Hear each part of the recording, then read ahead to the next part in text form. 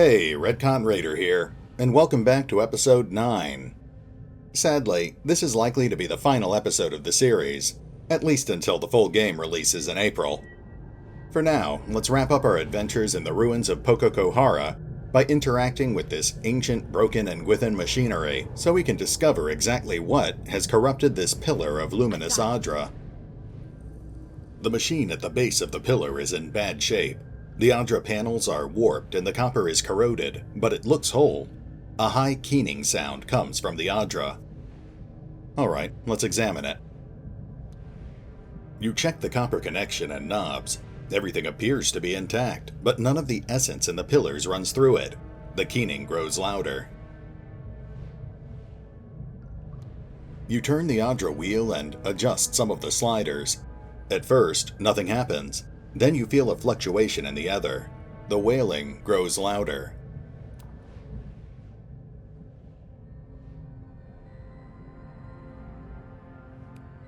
Essence moves within the Adra, opening a dimension as raw and distorted as a fresh wound. Something in that place pulls at your soul, and the distant voices cry out again. Well, that's certainly ominous. Let's take a quick look at our journal.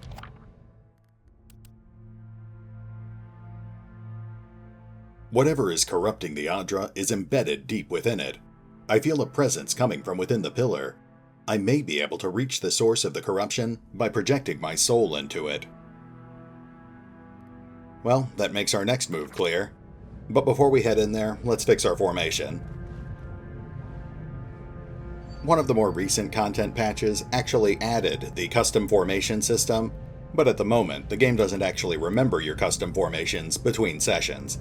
I'm sure they'll fix that before the final release.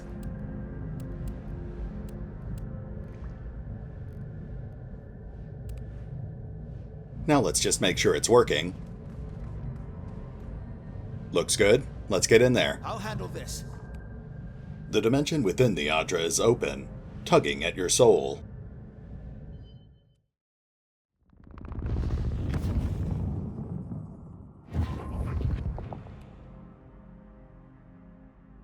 A force within the Adra tugs your soul from your body and into a realm of pure essence. You become aware of a fragmented, dreamlike landscape. It is not a physical place, but rather a shape your mind has formed from the teeming energy. So is your presence in it. Your actual body is still in Poko Kohara. You feel the cold tiles beneath it and smell the dusty air around it, but you cannot return to it. Something here has a hold on you. The voices you heard outside the pillar scream and wail somewhere nearby. Well, once again, we don't have much choice. Let's go see what we're dealing with. Keeping quiet.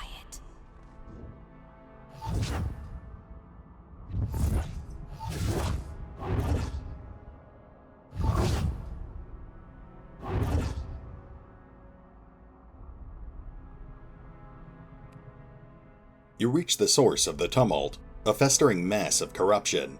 Hundreds of souls cry out within it, trapped and twisted by the accumulating decay. A handful of souls, still fresh and mostly whole, surface to confront you. One of them separates out from the others and stares you down with grim, hateful intensity. You do not belong here.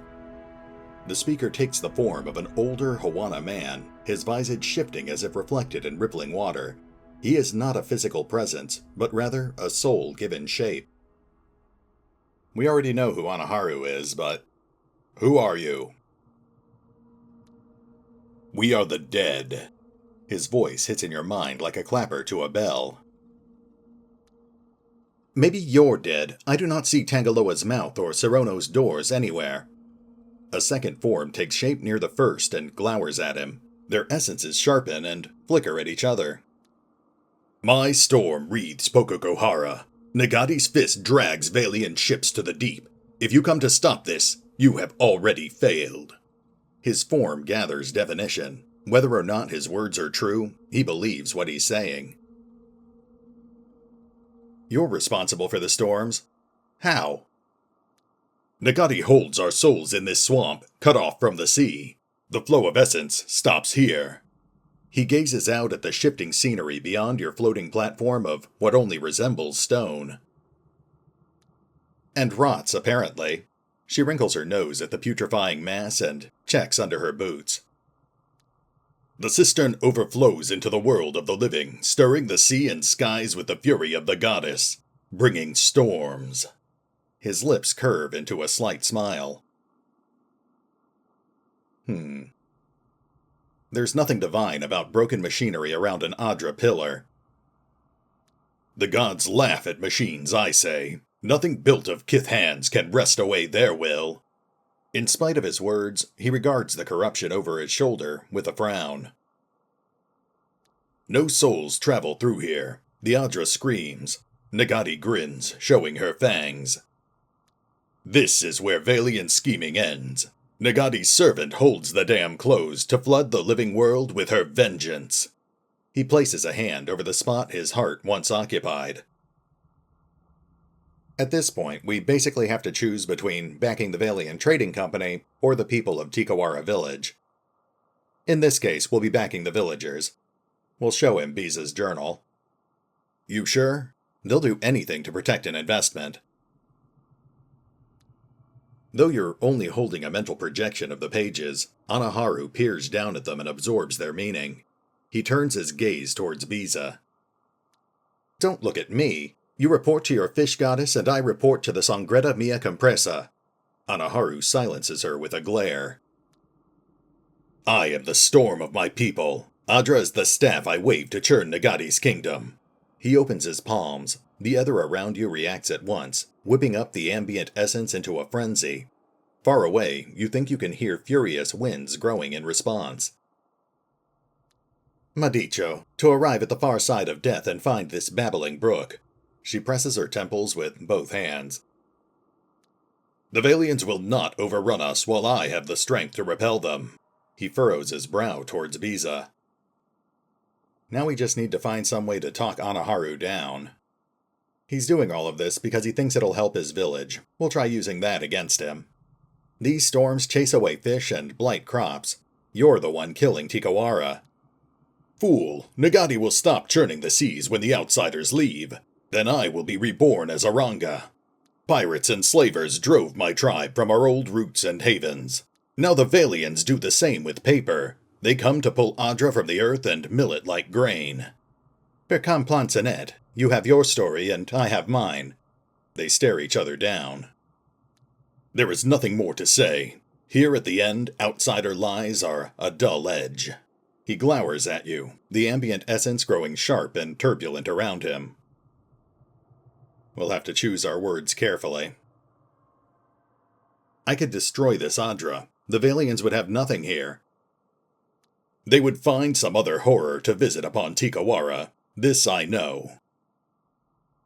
He seems ready to dismiss your words, but then winces, glancing away toward the other.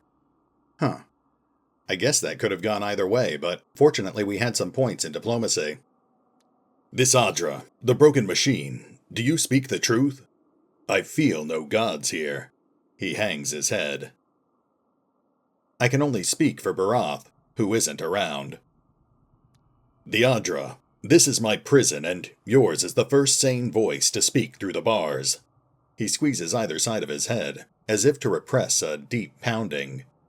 I'll try not to take that personally. Would you destroy it? Let no Valian hands touch the Adra. Then you send me on to another life? The skin crinkles at the corner of his eyes. Do not listen to him, friend. We both know the Islander has no idea how much a shard of this prison is worth. Biza narrows her eyes. Sorry, Biza. You have my word. I'll destroy the Adra. Your words reach him like a wind that fragments his essence, sending tatters to billow off into the ether. The last of Anaharu nods to you, all the while wearing a content smile. Then he's gone. No, we didn't die just so the company could write us off as a loss and move on. Biza grits her teeth, shaking her head at the departing form of Anaharu. By Sarono, my countrymen will find Luminous Adra and a fresh corpse when they arrive. She snaps her fingers, signaling her crew to attack.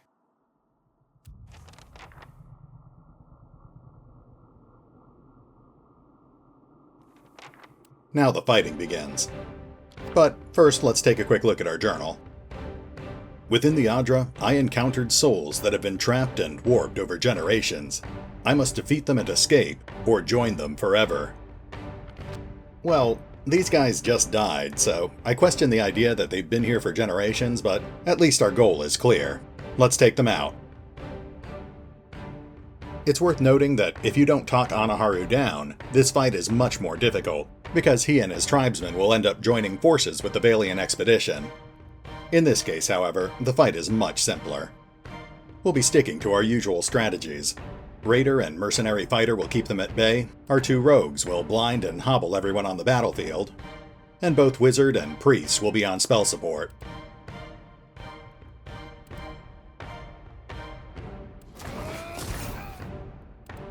We'll reinforce our battle line with some tentacles. And Captain Biza is trying to slip by our front line. We'll have Fighter pull her back in. We'll also take this opportunity to blind their fighters.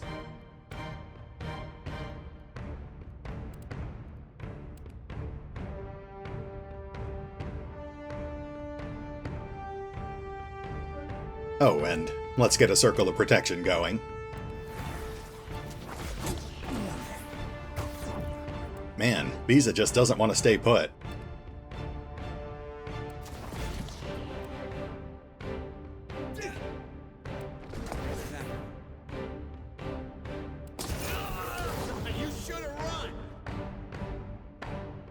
Now let's see here. It looks like we've afflicted just about everyone. So let's start stacking additional afflictions. Their caster is trying to summon up tentacles too, so let's put a stop to that.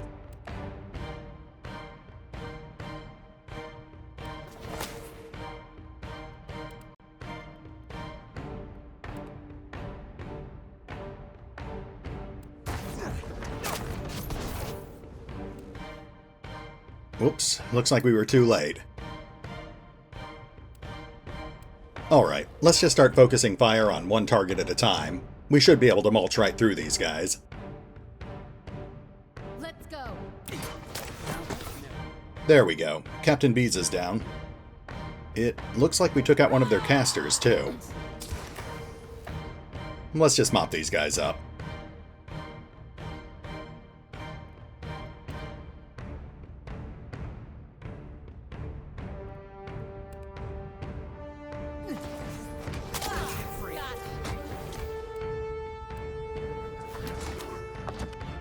There goes Falero.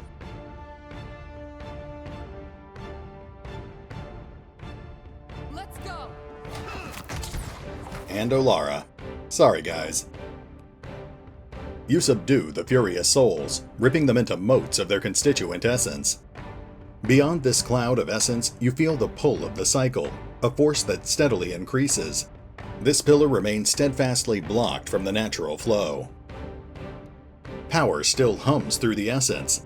Sending it through the cycle would restore the Adra around you. Fragmenting it would detonate the delicate balance of power, destroying the pillar.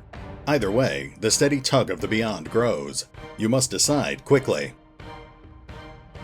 Well, we promised Honorary we'd destroy the pillar, so that's what we're going to do.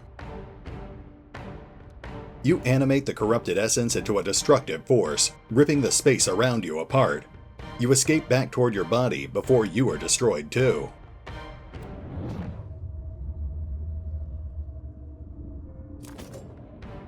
And that brings us to the end of the current beta, but the full game will be out in just under a month on April 3rd. In the meantime, there are still at least a couple of things we can still do. Let's jump through that portal and head back to Tikawara Village. I got this. You cling to the tether of your soul, racing to the safety of the material world even as the immaterial one warps around you. You feel it falling apart, disintegrating into profound emptiness. You are terrified it will destroy you too. You return to your body, feeling as though you've just fallen into it from a mountaintop. Your companions gasp and groan beside you. You cover your ears against the cracking, shattering Adra.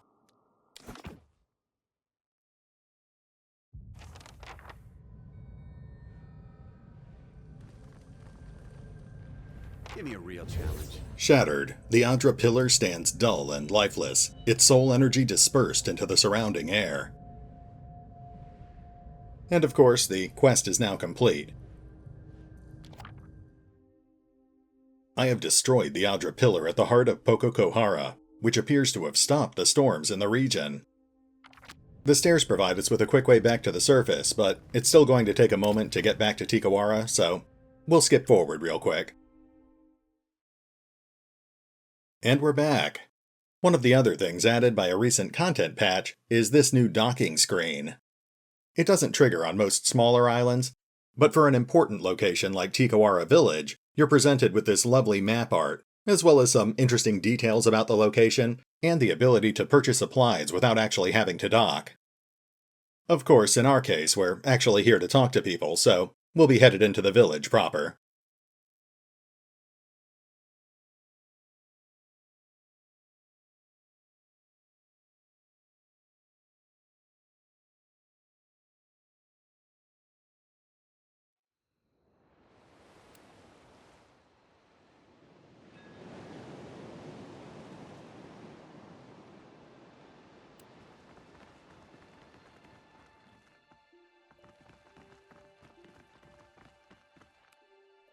As you near the dock, voices roar over the din of the waves. It seems as if the entire village has gathered, and many of them don't seem happy. They argue with one another, pointing into the distance, but at your approach, they turn to stare at you, their eyes wide with apprehension or anticipation.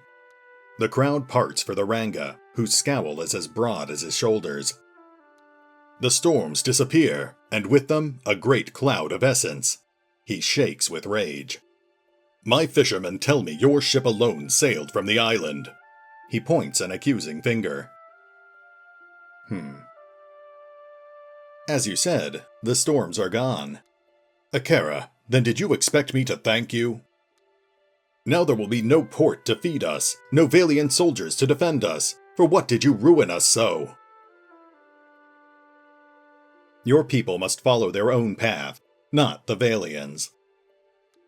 The Valiants would bring trade, prosperity. Now, no one will come. He swallows, glancing up at the other villagers as if lost. Then we move on again. This was always our way, Ranga. The young priestess at Ruanu's side steps forward, holding her narrow shoulders high. What did the other foreigners bring but death and grief? She raises her voice, and the others standing around prick up their ears. The dwarf at the edge of the crowd shuffles his feet. Ruanu, amico, thank you for your kindness, but it is time I moved on, no? He glances at you hopefully. Ruanu scowls at this, then turns to you. If that's all, I should be going. So long as I am Ranga, you will find no shelter here, no welcome at any hearth in Tikawara. Our people will bury your tracks with sand. You will be less than the lowest of us. He glares at the rest of the tribe as he says this. The shrine must shelter any traveler Amira's winds send to us. Our guest will be welcome there. Neri gives you a faint nod, ignoring Ruanu's widening scowl. You know the ways of the gods. He waves a hand. Ruanu grunts and raises an arm to dismiss the villagers. The others nod and disperse, murmuring to one another as they scatter across the village.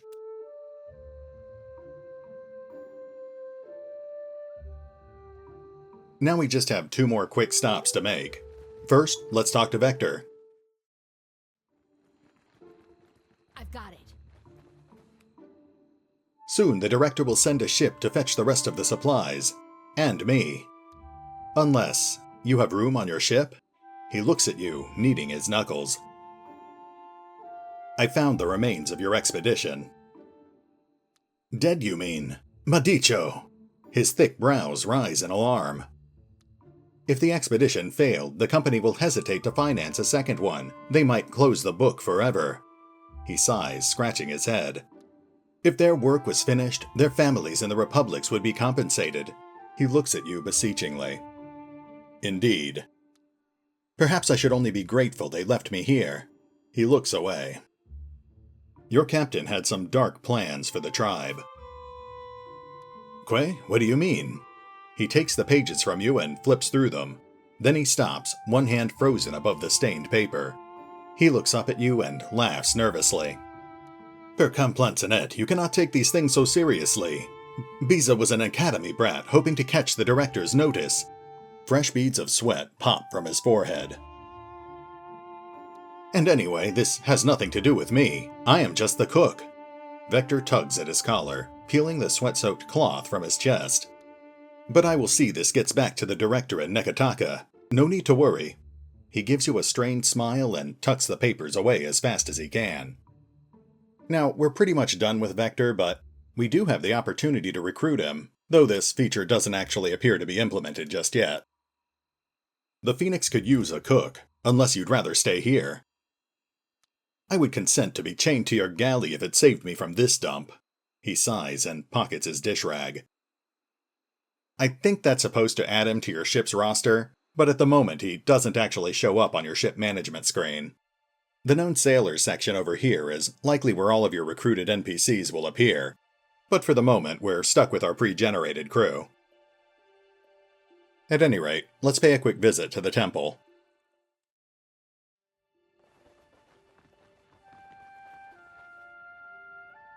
I've got it. So, the waves bring fortune as well as flotsam. Her head bobs in a respectful nod. I was wrong about you. You did a great thing for us, whether or not the others know it. Neri is almost smiling. Take this. Maybe it looks small next to a fat Valian purse, but it is all I have to give. You have gained 1,000 copper. And that more or less concludes the storyline in the current beta. In theory, this conclusion would close you off from doing normal business in the village, but Neri would still offer you a place to rest at the shrine. Now, the endings are similar, but let's go see what would have happened if we had sided with the Valians instead. No more fighting. Let me convince your enemies to leave. Coin is their only language, I say. Reason and compassion are bitter to their tongues. This is where all things stop. No one leaves, I say. He balls his hands into fists, his shoulders nodding with tension. Ekosi, let's not be hasty. Some of us still have bodies out there. She puts up a hand in protest and glances to the souls of her crew. You don't plan on staying here, Ak? Why not let us tag along and see if we can reunite with what we left behind? She spreads her palms open in a show of benevolence. Now, unfortunately, nothing we can say to her will actually end things diplomatically. The only thing I haven't tried before is that metaphysics option, which, unfortunately, we don't meet the requirements for. For now, we'll just follow things to their natural conclusion. I think Anaharu has other ideas. Bazo, what islander has ever recognized a good bargain? She barks out a hearty laugh. It's too late for him, but maybe not for us, Ak. She presses her knuckles, holding your gaze. Well, we might as well try bluffing, for all the good it will do us. Once I'm gone, swim up to the edge of the Adra, and I'll chisel you out. Postinago, even I know the Beyond isn't some giant fishbowl. I swear, the things I do for the Sangreta. She sighs and presses her brow before turning her focus back toward the Huana. Anaharu, I think we finally agree on something. Let's tear this Bazo's soul apart. At Biza's signal, the rest of the spirits lunge forward. Now, this basically triggers the same fight as before, except this time we also have to fight Anaharu and 2 Huana warriors. We already know we can mop the floor with these guys, so let's get forward. Once again, the spirits have been defeated, but this time we'll return the natural flow of essence to the Adra, restoring its luminosity. You push the essence through the widening channel to the Beyond. They churn and spin away. Suddenly, the ether around you develops into a churning maelstrom. You pull yourself back toward your body before the force rips your soul away.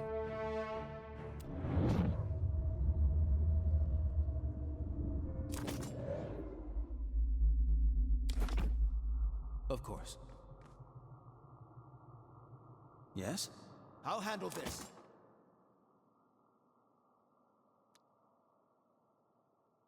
Essence floods the newly restored Adra, filling it with a light and heat that is both agonizing and rapturous.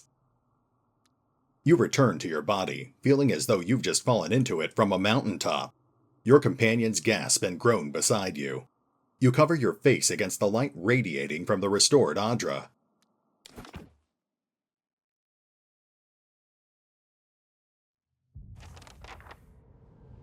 I'm here.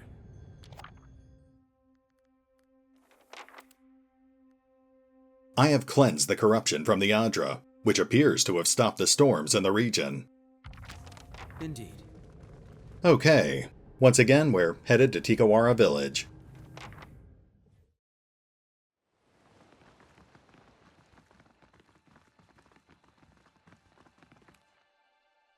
As you near the dock, voices roar over the din of the waves. It seems as if the entire village has gathered, and many of them don't seem happy. They argue with one another, pointing into the distance, but at your approach they turn to stare at you, their eyes wide with apprehension or anticipation.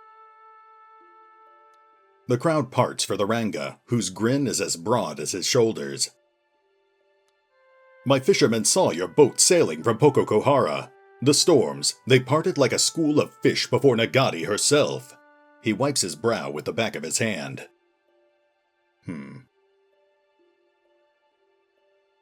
Anaharu won't try that a second time. A hush falls upon the crowd as you speak the name. Ruanu clears his throat, clearly eager to move on. Now the Valiant Trading Company will send ships, people, and supplies. Tikawara will be the greatest port east of Nekataka. First they must clear room for docks and storehouses, but that will be many months from now, no?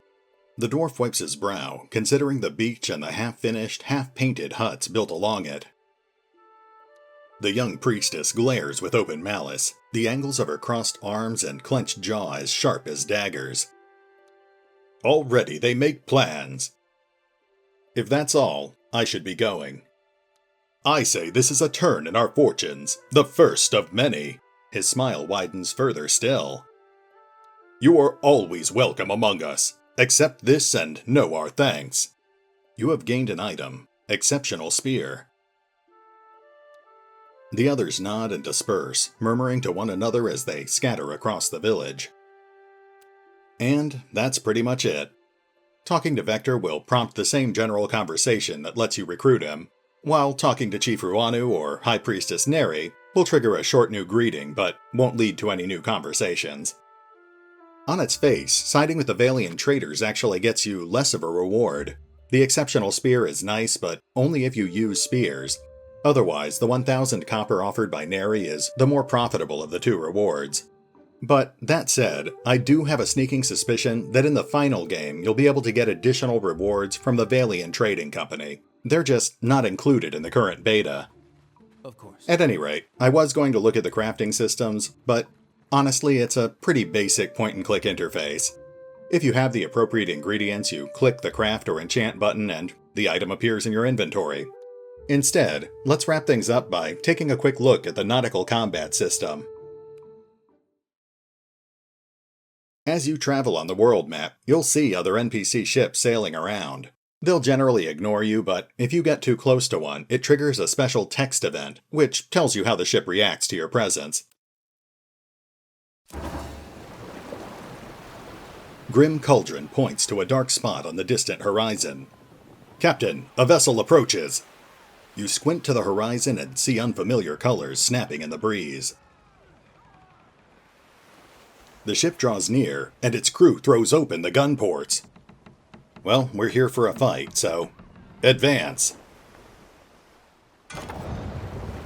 Once a nautical battle has begun, it brings you to this special text-based battle screen. The battle is handled turn by turn, but every action is narrated as if this were a special text-based event. Every turn is broken down into 5 phases, and you can only perform certain types of actions at certain times. In this case, the enemy captain is turned to starboard. They're probably about to fire on us. The player will be presented with all of the options currently available to them. but it can take some getting used to. In this case, I accidentally turned my ship around. That doesn't really help us. And as I suspected, they're firing on us.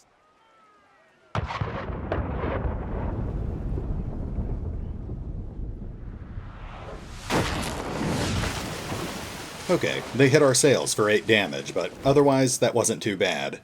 I also couldn't help but notice they only have 2 cannons. We've got 3 cannons per side, so we've got the advantage in firepower. Let's get the Phoenix turned around and get a little closer before we bother firing back.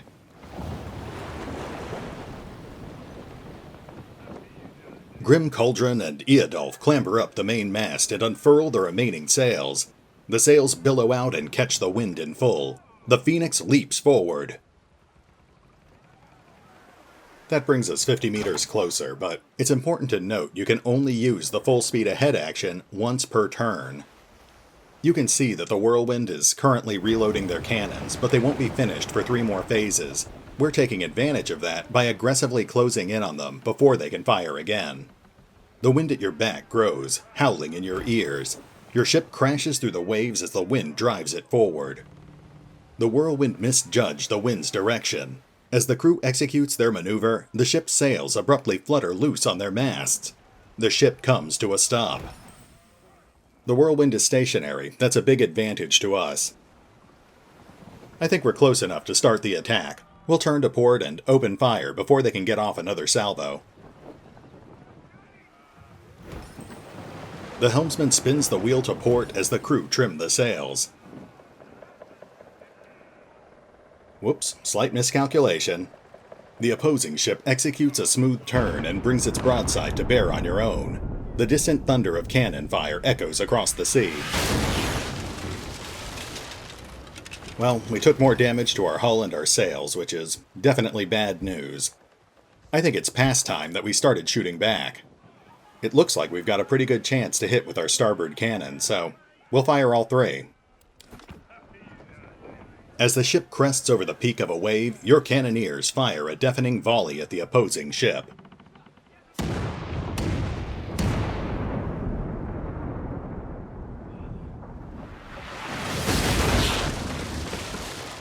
Looks like 3 hits, 1 on their hull and 2 on their sails. It looks like their sails are still in pretty good shape, but their entire hull is vanished. I think we just landed a critical hit. Your cannon fire tears through the enemy ship, splintering the hull and shredding the sails. Before you have a chance to celebrate, the enemy ship abruptly explodes with a deafening boom. Your cannon fire must have found their gunpowder stores. Fire engulfs the enemy ship. Smoke, black and acrid, spirals into the sky. Water floods the ship's hold, and the flaming vessel soon slips beneath the waves, wiped from the surface of the sea as summarily as if it had never sailed at all. Well, with the opponent vanquished, we now get the booty. Most of this is pretty straightforward, crew morale, crew experience. But I'm not sure what sailor tails or ranks do just yet. I'm sure that's something that'll be explained more thoroughly in the final game. We also gained a sizable amount of loot, including the enemy ship's flag, which is interesting. It makes me wonder if you can pose as a ship from another fleet. Aside from that, we got coins and provisions, as well as an assortment of vendor trash. Normally I'd hoard all of that, like the greedy raider I am, but since we're wrapping up this playthrough anyway, we'll share the coins with the crew. Now, normally it takes a bit more effort to take down an enemy ship. You normally have to hit them with at least 4 or 5 volleys of cannon fire before they sink or surrender. You can also get close enough to trigger a boarding action, which triggers a more conventional real-time with pause battle sequence. In this case, we just happened to luck out and take out the enemy ship with a single critical hit. But that's just RNG for you. Still, that should be enough to give you an idea of how the nautical combat system works, so let's just wrap things up. This brings us to the end of the Pillars of Eternity 2 Deadfire beta, but the full game will be out on April 3rd. I have had a lot of fun playing the beta, so if you'd like to see me revisit the game in April, just let me know in the comments below. But for now, this is RetconRaider, signing off. Thanks for watching. Oh, and remember, although I do love playing Pillars of Eternity 2 Deadfire, you can find out more about the game by visiting the official website, the official YouTube channel, or the original crowdfunding campaign over on Fig. Links are in the description.